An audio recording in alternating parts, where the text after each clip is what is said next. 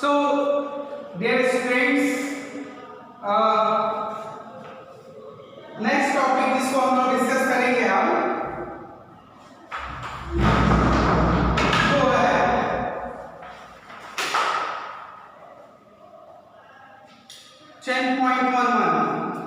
These are some additional exercises. तो 10.11 में ये कह रहा है कि एक हाइड्रोजन लाइन इमिटेड बाय या एंगस्ट्रॉम the 6563 एंगस्ट्रॉम 6.63 एंगस्ट्रॉम ये ऐसे दिया एक्चुअली ये hydrogen line emitted bye hydrogen in star is found to be rate by 15 angstrom. Estimate the speed with which star is receding toward the ये Doppler effect का question है क्योंकि ये आपके बुक्स में नहीं रहेगा है, इसको मैं हटाता हूं, ये जल्दी आप पढ़ चुके हैं। नेक्स्ट 10.12 पे चलते हैं और बात करते हैं। ये बहुत इंटरेस्टिंग क्वेश्चन है और क्यों है इसके बारे में आप जानिए, वजह इसकी क्या है। न्यूटन साहब क्या कहते हैं 10.13 12 explain how corpuscular theory क्या थी। according to Newton the light is made up of small particle and these small particles are known as corpuscles, ठीक है ना। तो corpuscles, तो ये जो small particles थे इनको हम क्या कहते थे, corpuscles कहते थे और इस थ्योरी को corpuscular theory कहते थे। तो उनके अनुसार the speed of light in a medium say water to be greater than the speed of light in vacuum। उल्टा मॉडर्न फिजिक्स में जबकि हम जान रहे हैं कि लाइट का एक वेव है और हम जानते भी हैं कि लाइट की स्पीड जो होती है सबसे ज्यादा एयर में होती है, या हम कहें लाइट की स्पीड रेयर मीडियम में ज्यादा होती है और डेंसर मीडियम में कम होती है।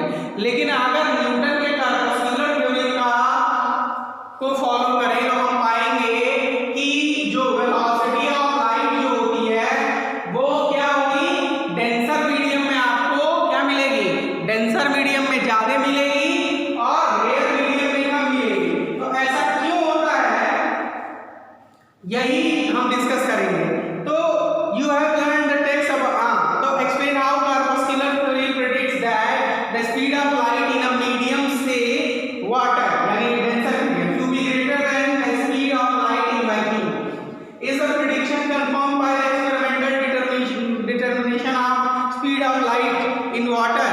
If not, what alternative picture of light is consistent with the experiment? सबसे पहले इसको जानने के लिए हम पहले corpuscular theory के अनुसार एक जान लें क्या कि न्यूटन कहते क्या थे, उनकी क्या, जैसे आप ये मान लो जैसा कि क्वेश्चन लिखा है वाटर ये वाटर है ना, ये न्यू वाटर हो गया and this is new air, ये एयर हो गया। तो आप खुद जान लो कि अगर ये लाइट अगर corpuscular theory के अनुसार चले ये इस तरह का मामला हुआ, लाइट जो है ट्रैवल किया कहां से, एयर से, और कहां चला गया, और कहां चला गया, एयर से चलने के बाद ये पहुंचा वाटर में, जहां यहां इसकी वेलोसिटी मान लो क्या है v2 and this is v1। तो here v1 is velocity of light, velocity of light in air, ठीक है जी। एंड दूसरा v2 क्या है, v2 is velocity of light in denser medium, क्या denser medium का नाम हमने वाटर लिया है तो उसी पे हम डिस्कशन अपना जारी रखेंगे। तो अच्छा ये लाल वाला तो जाके हमेशा हम क्या डॉटेड लाइन से दर्शाते हैं। अब देखो corpuscular theory के अनुसार क्या मामला है कि the component of the velocity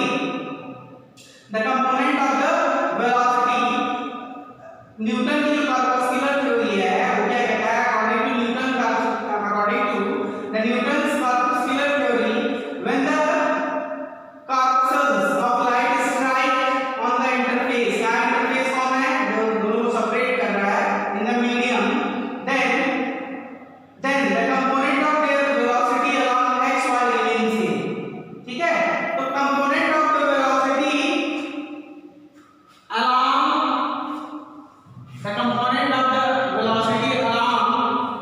interface इससे।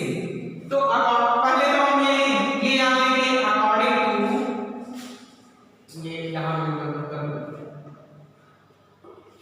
According to Newton's corpuscular theory,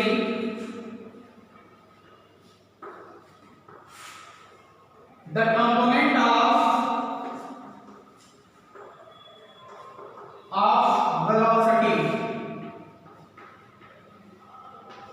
velocity, the component of velocity along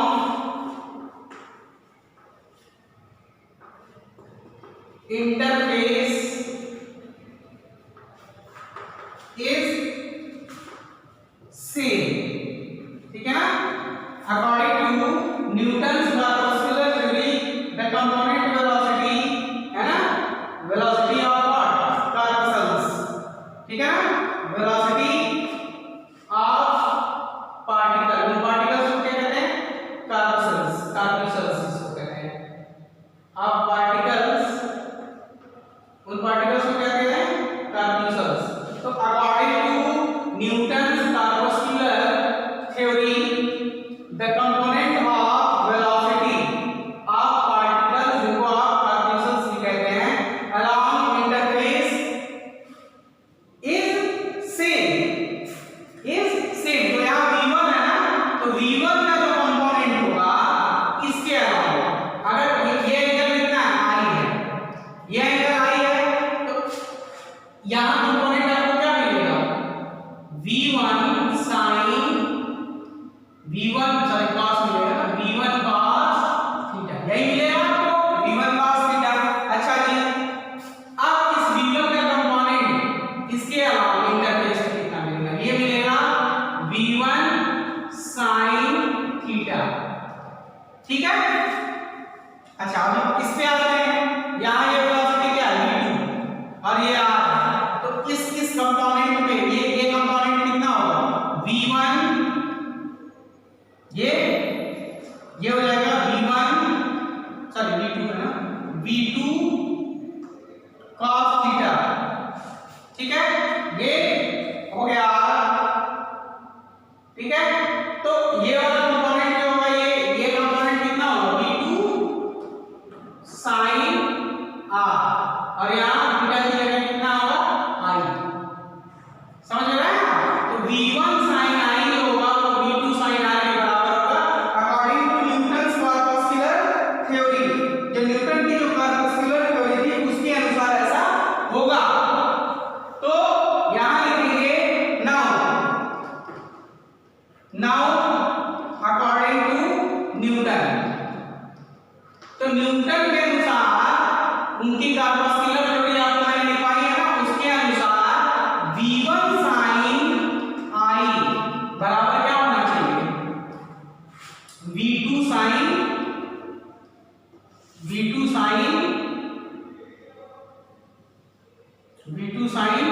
r, ठीक है। अब देखो sin i upon sin r is equal to कितना आ जाएगा, is equal sin i upon sin r is equal to आपका आ जाएगा v2 अपॉन v1, है ना। और sin i upon sin r क्या होगा, रिफ्रैक्टिव इंडेक्स होता है, जिसको हम क्या लिखते हैं, sin i upon sin r is equal to mu2 upon mu1, यानी यहाँ ऊपर क्या होगा, mu air अपॉन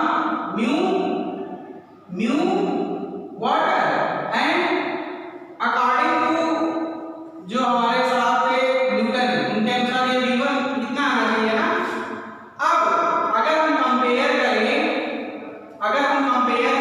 इन दोनों को, तो हमको ये जानते हैं कि mu water जो है it is greater then mu air।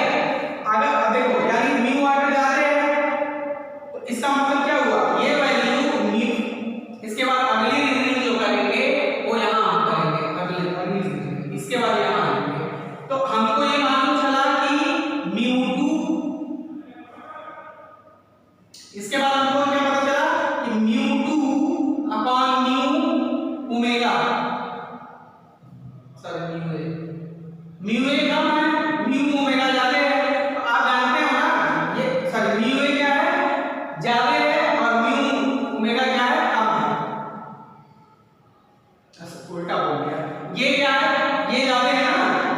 ये जाते हैं और ये कम है, तो ये कितना आएगा, लेस देन 1 आएगा। तो ये अगर इक्वेशन 1 मानते हैं तो फ्रॉम फर्स्ट v2 upon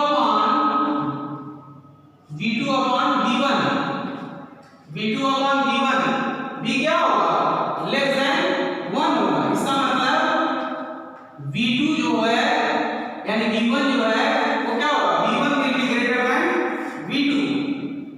इससे हमारे पास कंक्लूजन क्या निकल के आ रहा है कि v2 जो है v2 is greater then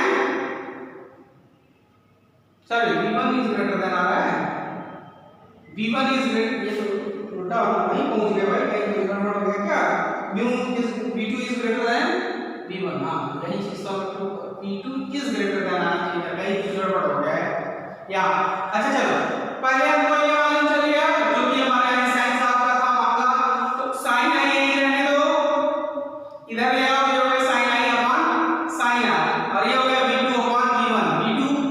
v2 क्या है, वेलोसिटी लेंसर मीडियम, और ये तो v2 और sine I upon sine R जो होता है वो क्या आता है, sine I upon sine R जो होता है वो रिफ्रैक्टिव इंडेक्स के टर्म में इसको एक्सप्रेस करेंगे ना, और रिफ्रैक्टिव इंडेक्स के टर्म में जब हम इसको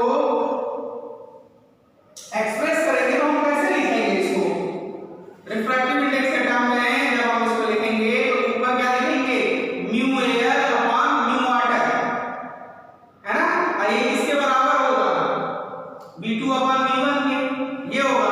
हमको ये मालूम है कि दिस इज म्यू ओमेगा जो है ये जाते हैं एयर से, तो mu omega is greater then this one, तो ये जो वैल्यू आएगी ये this value will be less than 1, this value will be less than 1, तो लेस देन 1। अच्छा ये गड़बड़ यहां हो रहा है, ये गड़बड़ हो रहा है, हमने उल्टा ले लिया ना रिफ्रैक्टिव इंडेक्स। तो जब रिफ्रैक्टिव इंडेक्स म्यू जो है वो ग्रेटर देन 1 आएगा ना, तो म्यू अगर ग्रेटर देन 1 आ रहा है, यहां होगा फंस रहा था, ये क्या था, sine I upon sine R, यानी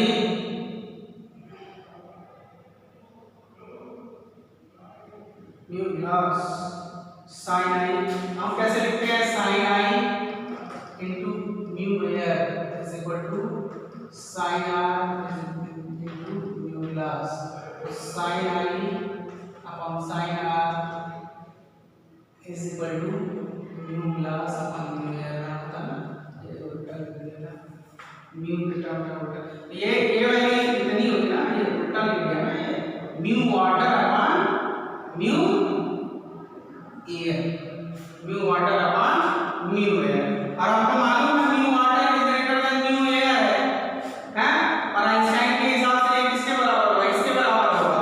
तो अगर mu water is greater then mu air है तो mu water is greater then mu air है, ये ज्यादा है ये कम है, तो ये वैल्यू क्या है, ग्रेटर देन 1 है, और जब ऐसा होगा ये चीज आपको मिलेगी, यानी आपको यहां क्या मिलेगा, v2 is greater than v1, उल्टा हो गया, वेलोसिटी जो है लेंसर मीडियम में आपको क्या मिल रही है, जाती मिल रही है, तो यहां आप क्या देख रहे हैं, इसको आप बता रहे हैं now,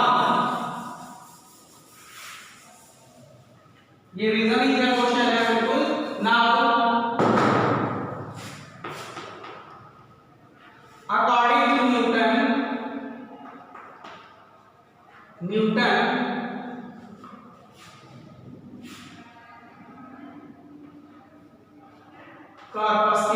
corpuscular theory, velocity in denser medium is more than rare medium, ठीक है, which is wrong, तो क्या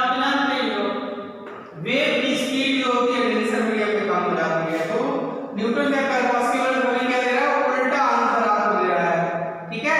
इसलिए कॉर्पस्कुलर थ्योरी को हमने बाद में रिजेक्ट कर दिया। चलिए इसकी ये डिस्कशन हो गया। 10.13 भी डिस्कशन पे ही है। ये कह रहा है you have learn in the text how आइगन principle lead the laws of reflection and refraction.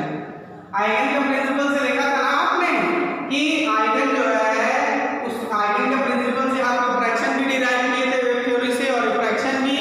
Use same principle deduce, use the same principle deduce directly that a point object placed in front of plane mirror produce a virtual image whose distance from mirror is equal to the object, whose distance from,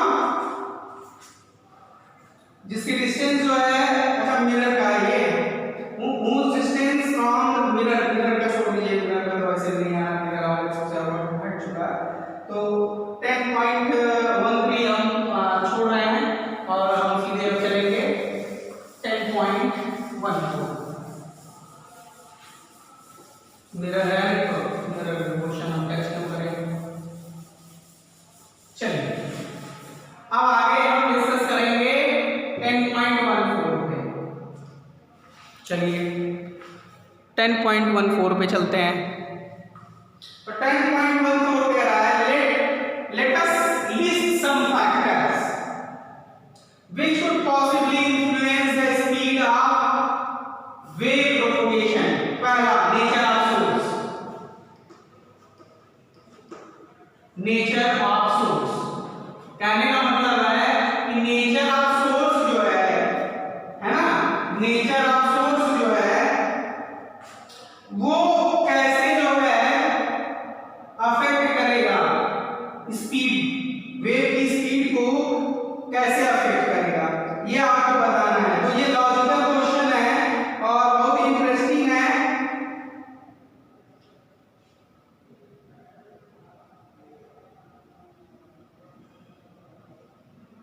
तो इसके बारे में जान लीजिए। विश्व, हाँ, nature of source. तो nature of source does not affect the velocity of light. भाई चाहे आप कैंडल से रोशनी ले आओ, चाहे आप बल्ब से ले आओ, चाहे CFL से ले आओ, चाहे आप पड़ोसी के घर बम फेंक के रोशनी पैदा करो, सब में सोर्सेस अलग है। कहीं लाइट का सोर्स मोमबत्ती है, कहीं कैंडल है, कहीं आपके द्वारा पड़ोसी के घर में तोड़ा गया बम है ना। ये सारे डिफरेंट लाइट सोर्सेस हैं, है ना। लेकिन इनसे पैदा होने वाली सभी लाइट की वेलोसिटी कितनी होगी, किसमें, वैक्यूम में, 3 × 10⁻⁸। तो speed of light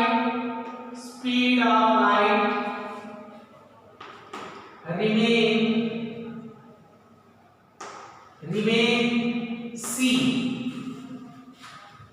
in vacuum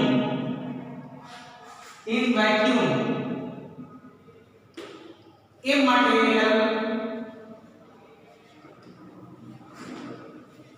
of source from which light is coming। ठीक है,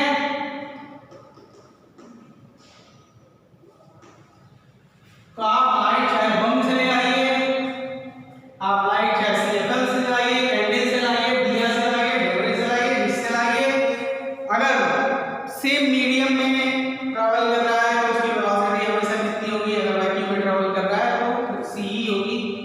हाँ, नेचर ऑफ सोर्स के ऊपर डिपेंड नहीं करता। अब डायरेक्शन ऑफ प्रोपगेशन दूसरा है कि डायरेक्शन ऑफ प्रोपगेशन का क्या प्रभाव पड़ता है। डायरेक्शन ऑफ प्रोपगेशन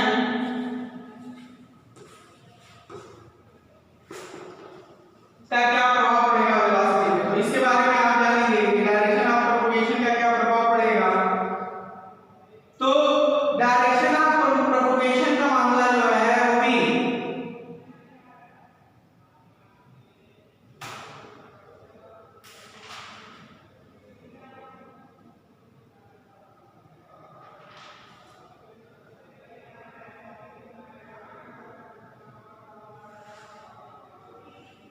तो किसी मीडियम में लाइट अगर मान लो ये मीडियम है हमारा, एक ब्लैक बोर्ड है ना, यहाँ आपने कैंडल लगाया तो इधर भी लाइट जाएगी, इधर भी जाएगी, इधर भी जाएगी। आप जानते हो light travels in all possible direction with the same velocity, है ना।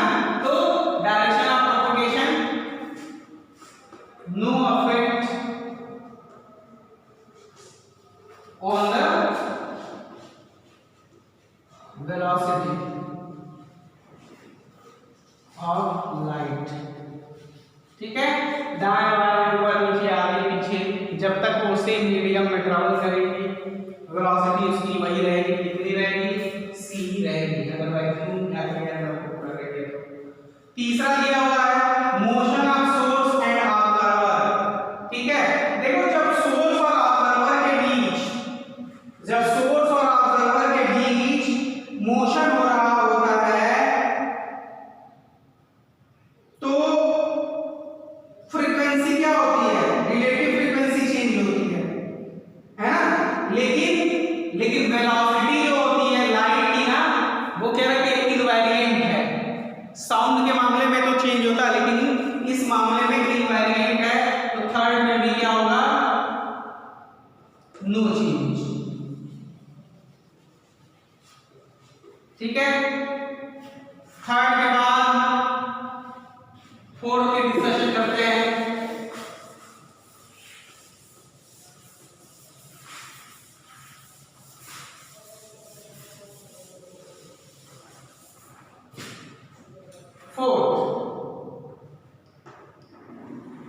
फोर्थ में क्या है, वेवलेंथ। अब देखो वेवलेंथ का मामला फंसता है, वेवलेंथ पे तो डिपेंड करेगा, ठीक है ना।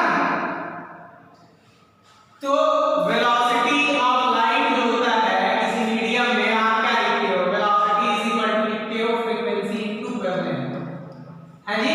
तो अगर वेवलेंथ कम हुआ तो वेलोसिटी लाइट की क्या होगी, कम होगी। वेवलेंथ अगर ज्यादा हुआ तो वेलोसिटी क्या होगी, ज्यादा होगी, ठीक है।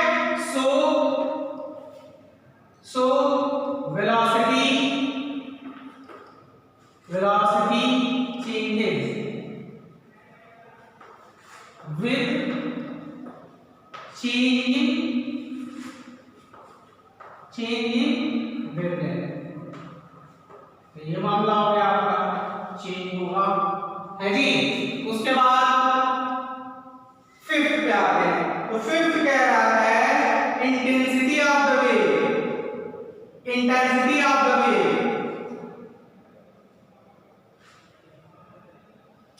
इंटेंसिटी ऑफ वेव की बात कर लेते हैं।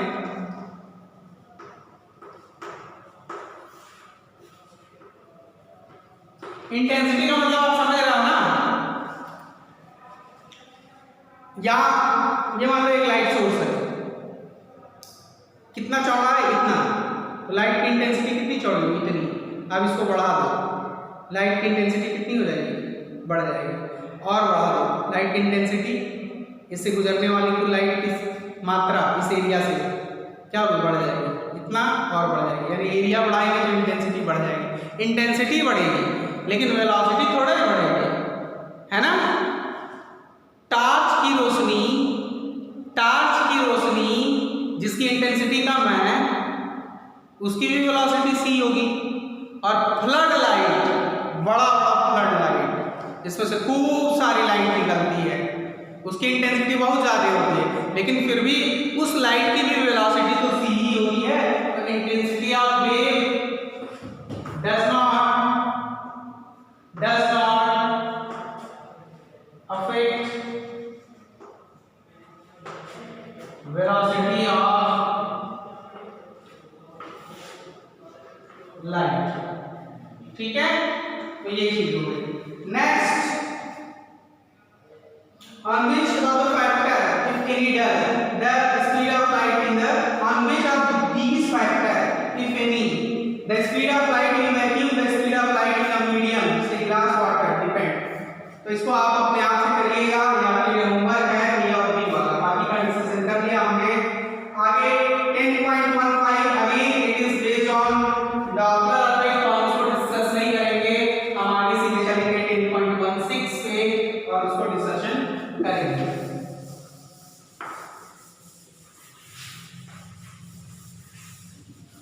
एक मिनट के लिए अगर रुकिएगा आप लोग को मैं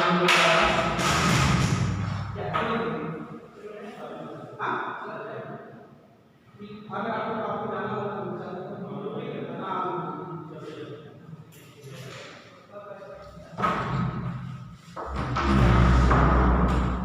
नाउ 10.16 की बात करते हैं। In a double slit experiment using light wave 100 nanometre the angular width of double slit experiment है वेवलेंथ यूज कितना कर रहा है 600 नैनोमीटर 600 नैनोमीटर है ना। और एंड द एंगुलर विड्थ के बारे में आपको मैंने बताया था that is equal to lambda by D. वो कितना है 0.1 डिग्री। ये what is the spacing between the two slits, दोनों स्लिट्स के बीच की दूरी फाइंड करनी है। तो बहुत सिंपल है, सीधा फार्मूला आपके पास दिया हुआ है, कुछ नहीं करना है, सीधे फार्मूला लगाइए और आंसर पे आ जाइए। पहले आप इसको क्या करेंगे, इसको रेडियन में बदलेंगे। ये लैम्डा अपॉन डी हो गया 0.1 डिग्री को अगर रेडियन में आपको बदलना है तो आप जानते हैं पाई 180 से मल्टीप्लाई करना पड़ेगा, तो ये पाई बाई 180 हो गया है जी।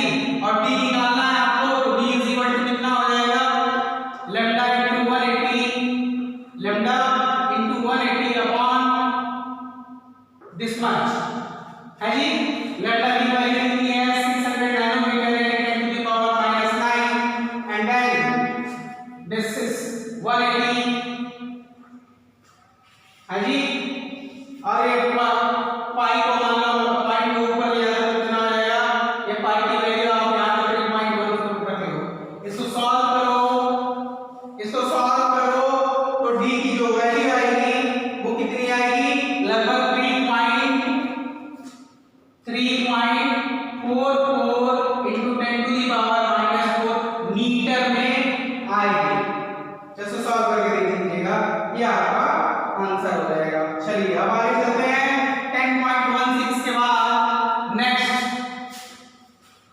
क्वेश्चन हम यहां करेंगे 10.17।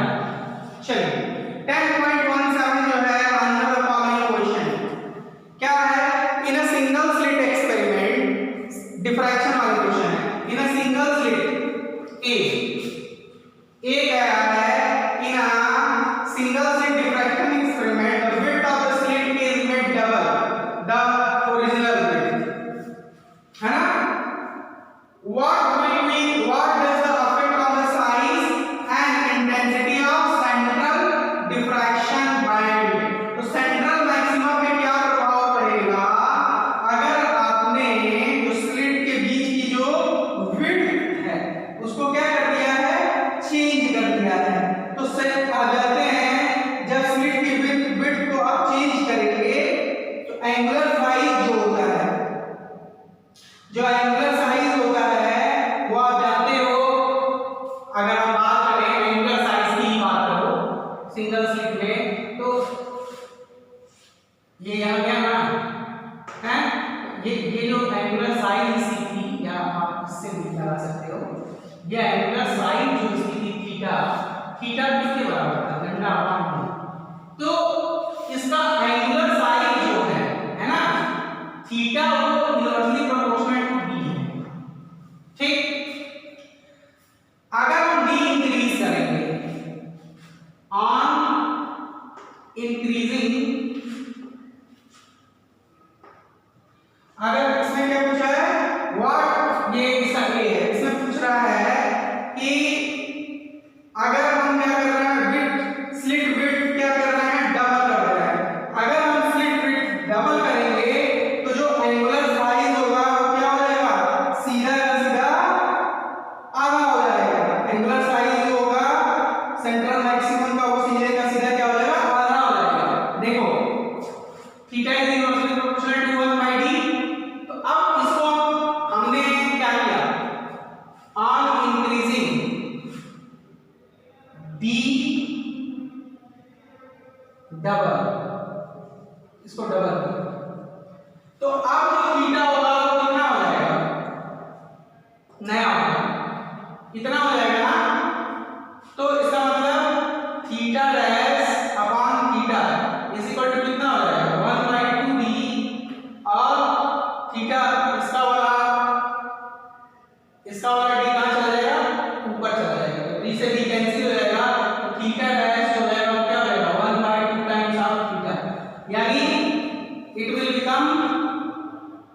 become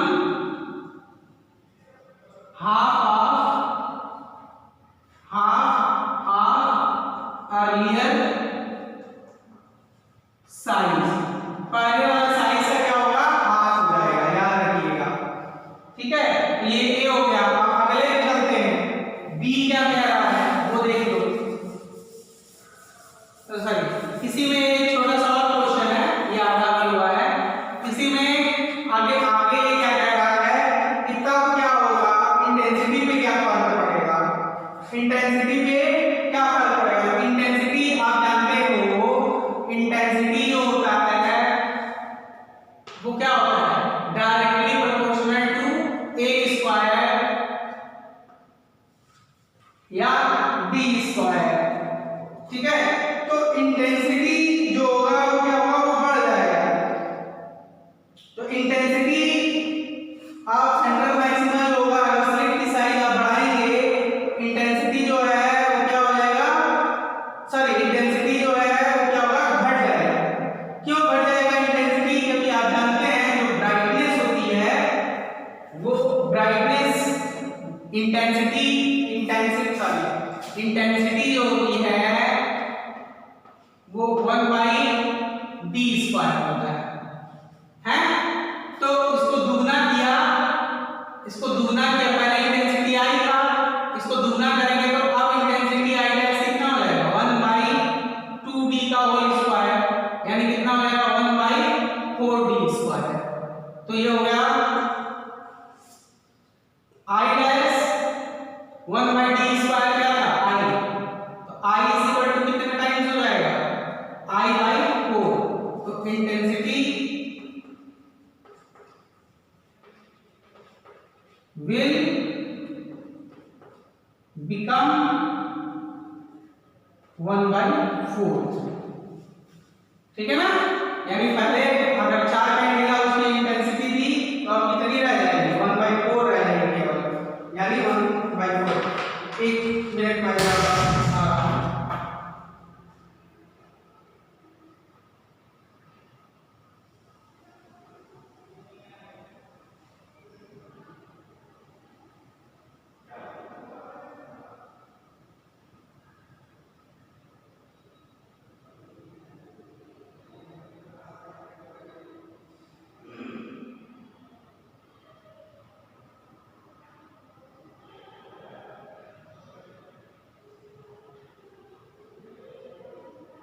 हाँ, सी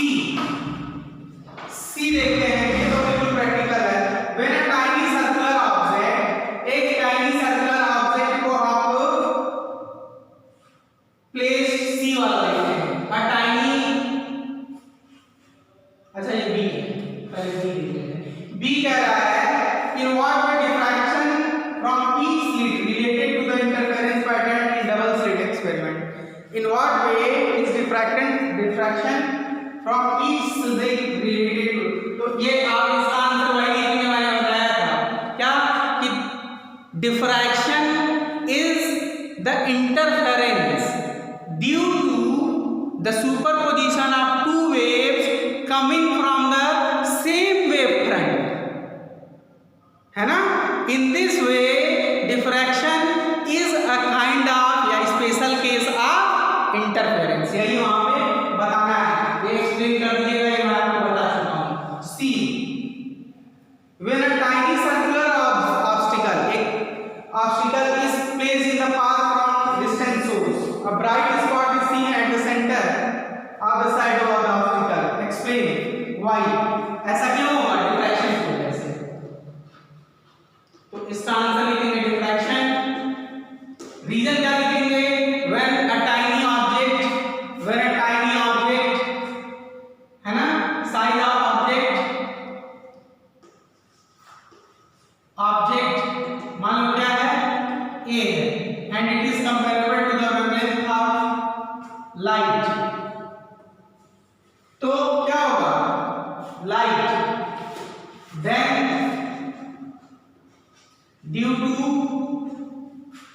to bending of light around the corner of the obstacle, diffraction will occur and geometrical shadows will form in the form of dark fringes and bright fringes। ये भी आपको बताया ही गया है। डी देख लेते हैं, ये थोड़ा क्वेश्चन टाइप में इस दिया आगे का रेडिकल जो था उसके बारे में हमने पहले से ही पढ़ा था। डी थोड़ा इंटरेस्टिंग है, वो इसलिए इंटरेस्टिंग है क्योंकि यहाँ पे इसने पूछा है कि two students are separated by 7 metre. दो स्टूडेंट्स हैं यहाँ पे, एक स्टूडेंट ये है एक स्टूडेंट ये है, ठीक है। दोनों के बीच की डिस्टेंस कितनी दी हुई है? 7 metre. There are two students and they are separated by 7 metre. Partition wall in a room of 10 metre high. ये क्या है? एक पार्टीशन रूम में है जिसकी हाइट कितनी है? जो हाइट दी हुई है यहाँ पे, ये जो हाइट है रूम की वो दी हुई है कितनी? 10 मीटर, ठीक है। Partition wall in a room 10 metre high, यानी ये जो पार्टीशन वॉल है, ये जो वॉल है, ये पार्टीशन वॉल है, जो हाइट इसकी होगी वही इसकी होगी, चाहे इधर हो 10 मीटर की है। If both light and sound wave can be around obstacles, how is it that students are unable to see each other even though they can converse easily? कहने का मतलब ये है कि पहला स्टूडेंट और दूसरे स्टूडेंट के बीच में एक पार्टीशन है जी। ये क्लास मान लो कौन सी क्लास है? 7th A है, ये 7th B है। दोनों एक दूसरे को देख नहीं सकते हैं लेकिन एक दूसरे से बात कर सकते हैं। ऐसा होता ही है, हमारी दीवारें हैं लेकिन आप पड़ोस में बात कर लेते हो। तो हाउ यही पूछ रहा है कि ऑब्स्टिकल तो है इनके बीच में, कौन ऑब्स्टिकल है? ये जो पार्टीशन है। How is that students are unable to see each other even though they can converse easily, के बावजूद इसके वो आपस में बात तो कर सकते हैं। तो ऐसा क्यों है? इसमें हम लोग बात करते हैं। तो अगर हम इसको एक्सप्लेन करने की कोशिश करें तो हमें ये मालूम है कि फॉर डिफ्रैक्शन जो थीटा है ना, जो अपर्चर की साइज है, पहले हम उसकी साइज निकाल लेते हैं और देखते हैं कि क्या मामला बनता है ना भाई। इसको ये देखिएगा तब ना जब किसी तरह लाइट ऐसे जाए, घूम के जाए। जब लाइट किसी तरह से कोई डिफ्रैक्शन की वजह से निकालना पे इस तरह घूम जाए और यहाँ चला जाए तो इसको देख सकता है। अगर ऐसा होता तो देखिए क्या ऐसा हो सकता है क्या है। पहले हम निकालें थीटा। थीटा क्या है? Angle of diffraction, angle of diffraction. तो थीटा इज इक्वल टू, आप जानते ही हो क्या होता है, लैम्डा अपॉन डी। यहाँ डी अपर्चर, ये जो सेपरेशन है यानी क्या है? ये h जो है यानी यहाँ किसके बराबर काम करेगा? डी के बराबर। यानी यहाँ पे क्या करेगा? डी के बराबर काम करेगा। और लैम्डा की जो वैल्यू है वो भाई जाहिर सी बात है, ये क्या है? लाइट वेव है ना। लाइट वेव का एवरेज जो वेवलेंथ है वो हम कितना रखते हैं? 10 to the power -7 मीटर। आप पढ़ चुके हैं। तो b की वैल्यू ऑलरेडी कितनी है? 10। ये कितना हो जाएगा? 10 to the power -8। तो थीटा कितना है? 10 to the power -8। ये लगभग कितना है? लगभग 0 ही तो है, समझ लो। बहुत छोटा है, इतना छोटा कि इसको 0 ले सकते हैं। यानी लाइट ना बेंड नहीं हो रही जरा सा भी, इतना भी नहीं हो रही। इतना भी होती तो यहीं लग जाती है, इतना भी नहीं हो रही। सोचो, इतना भी नहीं हो रही है, इतना भी नहीं हो रही है, यानी लाइट में कोई डेविएशन है ही नहीं, है ना। तो लाइट क्या होगा? लाइट विल स्ट्राइक, इसका आंसर लिखोगे स्ट्राइक विद वॉल एंड क्या होगा? And reflect back. और क्या होगा? रिफ्लेक्ट हो जाएगा। इसको हटा देते हैं। एंड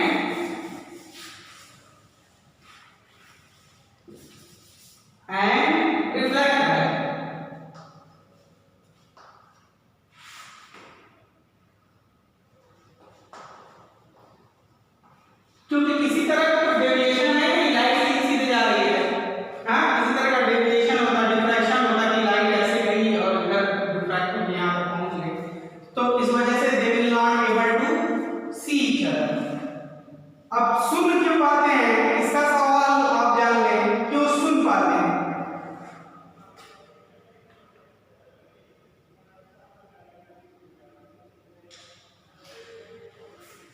सुन इसलिए पाते हैं क्योंकि साउंड का जो वेवलेंथ होता है ना, wavelength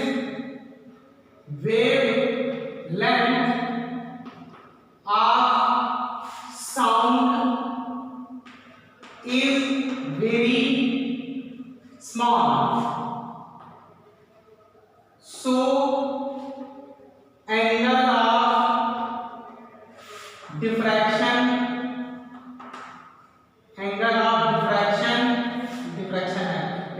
is large, so they can listen each other. समझ में आया कि नहीं आपको? तो यही चीज मैं आपको बताना चाह रहा था कि बच्चों लाइट का तो डिफ्रैक्शन होगा ही नहीं, जबकि इसका वेवलेंथ बहुत कम होता है, इसलिए डिफ्रैक्शन क्या होगा, बहुत कम होगा। साउंड का वेवलेंथ, साउंड का जो साउंड का वेवलेंथ जो होता है वो क्या होता है, वो क्या होता है, बहुत ज्यादा होता है। साउंड का वेवलेंथ बहुत ज्यादा होता है, wavelength of sound is very small, very large, बहुत लार्ज है। So the angle of diffraction भी क्या होगा, इस रिलेशन के हिसाब से देखो, एंगल ऑफ डिफ्रैक्शन भी क्या होगा, लार्ज होगा। लार्ज होगा तो आवाज क्या होगा, ऐसे पार जाएगी और इसकी आवाज इस पार आ सकती है। ये डिफ्रैक्शन देखो बारवर्ड्स में, ये जो पार्टनर है यहाँ पे कुछ ज्यादा मोड़ा है, इसलिए सुन सकता है आराम से। चलिए ये हो गया। नेक्स्ट क्वेश्चन देखते हैं आप, डी, यही लॉजिकल थोड़ा था। डी के बाद ये है, ray optics is based on the assumption that light travels in a straight line। Ray optics में आप जानते हैं ना, रे ऑप्टिक कहता है कि लाइट जो स्ट्रेट लाइन पाथ पे चलती है ना, light travels on straight line path पे चलती है, और जबकि डिफ्रैक्शन अफेक्ट कि through small aperture the light deviate around the corner. तो ये स्ट्रेट लाइन पाथ वाले को ये क्या कर रहा है, वायलेट कर रहा है ना। Yet the ray optics assumption is so commonly used in understanding the location and several other properties of image in optical instrument. What is the justification? तो इसका justification ये है ना बच्चों कि लाइट अपने स्ट्रेट लाइन पाथ से इतनी मिनिमम दूरी के बाद लैम्डा स्क्वायर अपॉन डी, अगर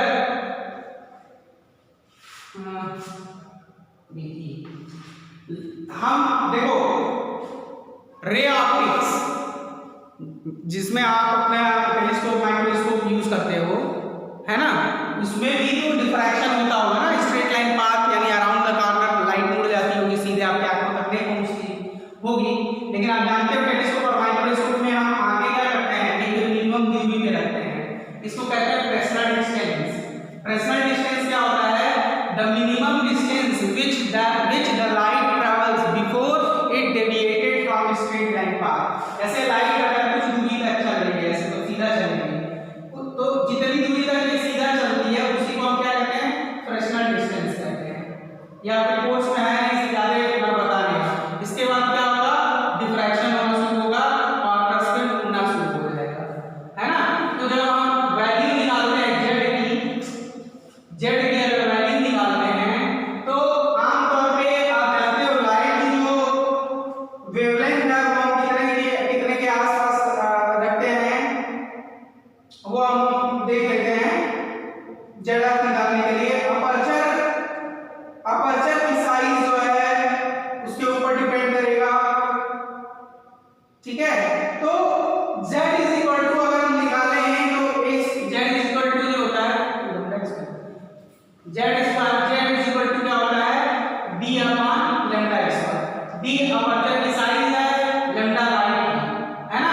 तो अगर z हमको निकालना हो कि कितना दूर तक ये स्ट्रेट लाइन पाथ में चल रहा है, तो z इज इक्वल टू कितना हो जाएगा, लैम्डा स्क्वायर अपॉन ये, ठीक है। जहां लाइट की वेवलेंथ हम अगर वैल्यू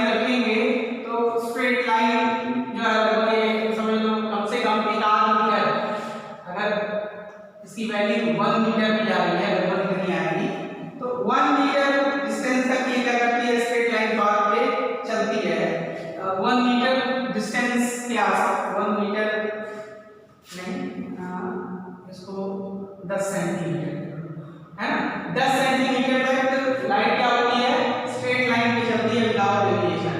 इसलिए भले ही प्रॉब्लम शुरू हो रही है, लेकिन हम रे ऑप्टिक्स में इसको क्या करते हैं, इग्नोर करते हैं, क्योंकि हम जब इमेज देखते हैं तो 1 मीटर दूर से थोड़ा देखते हैं, हम क्या करते हैं लगभग 5 सेंटीमीटर या 7 सेंटीमीटर या 8 सेंटीमीटर 10 सेंटीमीटर की दूरी से देखते हैं। तो here we know that the light deviate from its straight line path after covering at least 10 centimetre distance, है ना, ठीक है। So we can consider that light is travelling in a straight line path while seeing through telescope या microscope जो भी है। चलिए ये ई हो गया। अब आगे चलते हैं 8.18 नेक्स्ट क्वेश्चन पे।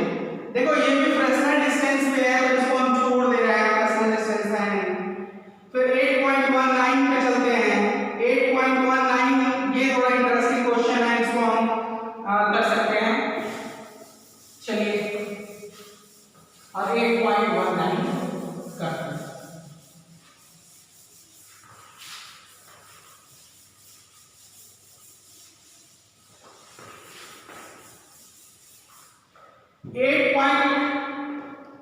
10.19 ये कह रहा है a parallel beam of light of wavelength 500 nanometer falls on a narrow slit, है ना, एक पैरेलल बीम ऑफ लाइट है, वो नैरो स्लिट के ऊपर ये वेवफ्रंट है ना, फॉल कर रहा है। इसका वेवलेंथ कितना दिया हुआ है, 500 नैनोमीटर, 500 नैनोमीटर इसका वेवलेंथ दिया हुआ है। और ये जो नैरो स्लिट है, ठीक है, is observe on a screen. Screen पे क्या ऑब्जर्व कर रहे हैं, डिफ्रैक्शन पैटर्न। तो ये कितनी दूरी पे है, 1 मीटर, यानी d इज इक्वल टू कितना है, 1 मीटर है, ये दिया हुआ है। अब ये कह रहा है 1 मीटर पे it is observe that the first minimum, पहला minimum is at a distance of 2.5 millimetre from the centre of the screen. तो सेंटर ऑफ द स्क्रीन से पहला मिनिमम मान लेना है, ये सेंटर ये है आपका ओ। तो ये पहला मिनिमम जो है ये कितनी दूरी पे लिया हुआ है, ये लिया हुआ है पहला मिनिमम 2.5 मिलीमीटर की दूरी पे, 2.5 मिलीमीटर यानी 10⁻³ मीटर पे लिया हुआ है। तो यानी हमें क्या क्या वैल्यूज दी गई हैं, आप इसमें ध्यान दीजिए। हमें ये पता है कि ये पोजीशन जो है यानी x दिया हुआ है कितना, 2.5 × 10⁻³ मीटर, और यहाँ n = 1 है, डार्क फ्रिंज बन रहा है, डार्क फ्रिंज है ना, पहला फर्स्ट डार्क फ्रिंज, यानी n = यहाँ कितना दिया हुआ है, 1 दिया हुआ है। और हाँ, तो इतनी चीजें दी गई हैं, तो हमारे पास फार्मूला क्या है, we have formula for it कि जो एंगुलर साइज है, जो एंगुलर साइज थीटा जो होता है वो किसके बराबर होता है, λ/t, यही तो होता है n λ/t। तो पोजीशन ऑफ एंगुलर पोजीशन, ये क्या है, थीटा क्या है, angular position of first minima कितना हो जाएगा, λ/t हो जाएगा। चलिए यहाँ तक हो गया। अब लीनियर साइज की बात करें, तो लीनियर साइज की जब हम बात करते हैं तो लीनियर साइज हमेशा किसके बराबर होता है, लीनियर साइज सॉल्व करके देखोगे तो किसके बराबर होता है, थीटा × d। तो लीनियर साइज बीटा = थीटा की वैल्यू कितनी है, इसमें d से मल्टीप्लाई कर दो तो λ/d हो जाएगा, ठीक है। तो लीनियर साइज हमारे पास कितनी है, λ/d। बीटा क्या है, साइज है ना, साइज या पोजीशन, लीनियर साइज या पोजीशन। तो x = कितना हो गया हमारे पास, x की वैल्यू हमारे पास आ गई this much. Now what we have to find,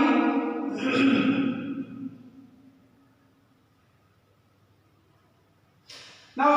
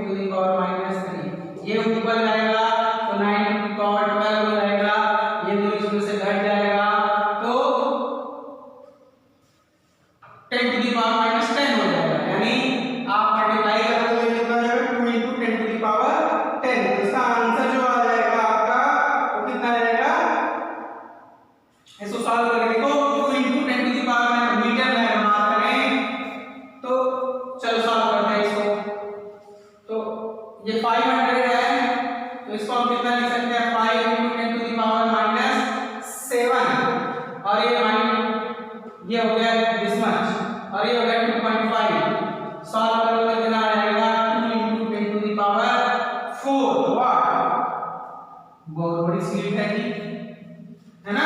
तो इतना मीटर कईयों किलोमीटर लंबी जो है स्लिट है, इतनी बड़ी स्लिट, बड़ा अपसेट लग रहा है, क्या ये पॉसिबल है? अरे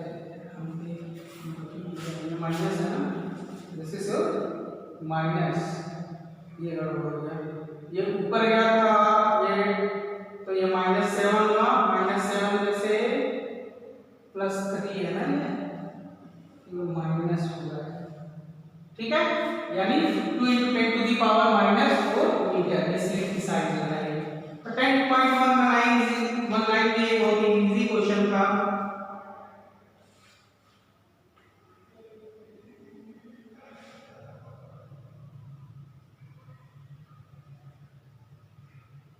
क्वेश्चन नंबर 10.20, इसको हम केवल डिस्कशन कर रहे हैं आपके सामने। पहला है when a low flying aircraft passes, जब आप कुछ जाते हैं नन्ना जो बच्चे रहते हैं और जो पहले डिजिटल टीवी यूज नहीं कर रहे थे बल्कि एनालॉग टीवी यूज करते थे, तब उस समय वो देखते थे कि जैसे ही हवाई जहाज उनके छत के ऊपर से गुजरता है तो क्या होता है कि टीवी में जो प्रोग्राम चल रहा होता है वो प्रोग्राम हिलने लगता है। ऐसा क्यों होता है? ऐसा इंटरफेरेंस की वजह से होता है बिटवीन द सिग्नल्स, ठीक है। तो when low flying aircraft passes overhead we sometime feels like shaking due to the interference of signals, है ना। तो ये हो जाएगा एक आंसर। बी जो पूछा है what you have learn in the text the principle of linear superposition of wave displacement in basic understanding intensity distribution in diffraction and interference pattern. तो इंटरफेरेंस पैटर्न और डिफ्रैक्शन पैटर्न का जो अंतर है वो आपको मैंने बताया था। जस्टिफिकेशन ऑफ दिस प्रिंसिपल ये भी बता चुका हूं। जस्टिफिकेशन ऑफ प्रिंसिपल और दोनों का प्रिंसिपल आप देख लीजिएगा। पहले वाला में क्या होता है interference of the two waves coming from the same wave front और दूसरे में two waves coming from two different coherent sources, ठीक है। लास्ट क्वेश्चन इसमें है तो 10.20 भी हमने डिस्कस कर दिया। लास्ट बट नॉट लीस्ट और ये अच्छे क्वेश्चन आप लगा सकते हैं, बहुत अच्छे क्वेश्चन इसमें मिलेंगे। आगे 10.21 है, ये कह रहा है in deriving single slit experiment pattern it was stated that the intensity is 0 at angle of n lambda by a, है ना। a यहां क्या है?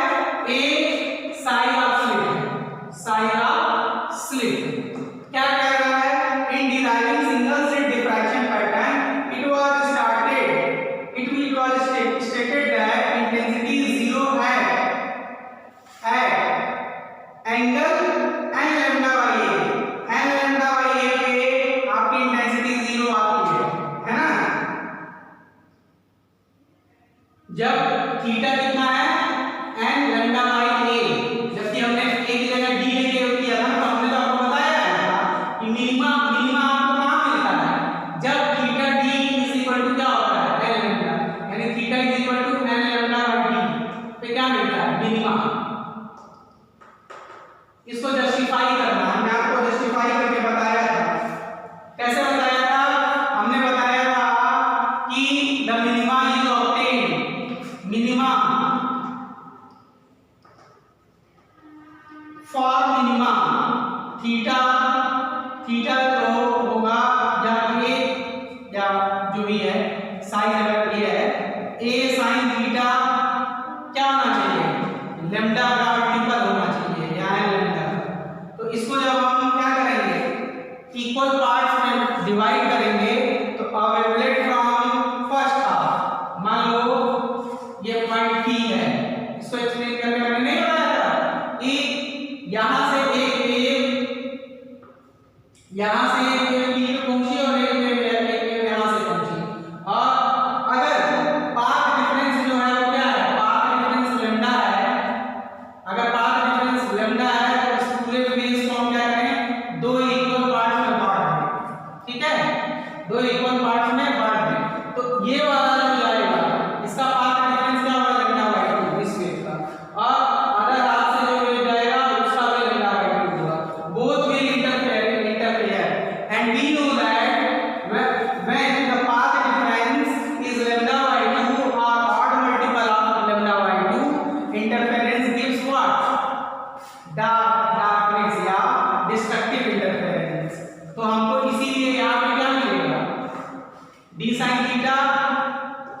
ये साइन थीटा अगर n लैम्डा है या a थीटा अगर साइन को छोटा तो इसको ये लिखना सिखाया था मैंने आपको, यानी थीटा अगर कितना है n लैम्डा बाई a है ना, you will find minima because in this condition suppose the path difference is lambda, separate the whole wavefront into two equal parts. Now the one wavelet from the upper half and the second wavelet from the lower half will meet at point P.